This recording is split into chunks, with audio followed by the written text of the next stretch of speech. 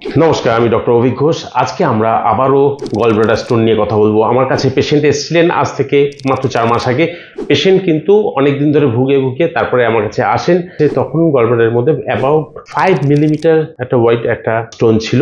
যে আপনি আমার কাছে আসার আগে আপনি 5-6 মাস ধরে ভুগেছিলেন।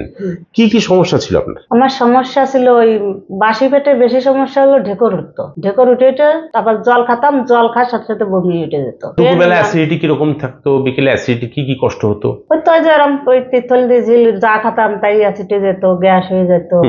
এবার শোনা যাক, আমরা ওষুধ দিয়েছি, ওষুধ খাওয়ার কতদিন পরে আপনার এই যে সিমটমস গুলো, যে গ্যাস অম্বল, এটা কিভাবে কন্ট্রোল হলো, কতদিনে কন্ট্রোল হলো? এটা কন্ট্রোল 2 মাস 1.5 মাস খাওয়ার পরে গ্যাসটা আস্তে আস্তে কমা ধরলো। আমরা বলেছিলাম 8 মাস আমরা ওষুধ খাওয়াবো, কিন্তু 4 মাসের মধ্যেই কিন্তু রিপোর্ট গুড এসে গেছে। ইউএসজি করে খুঁজে পাওয়া গেছে যে আজকে আর সেখানে কিছুই পাথর বা গলস্টোন বা কোলেলিথিসিসের কোনো নমুনা নেই। কেমন লাগছে এখন? ভালো।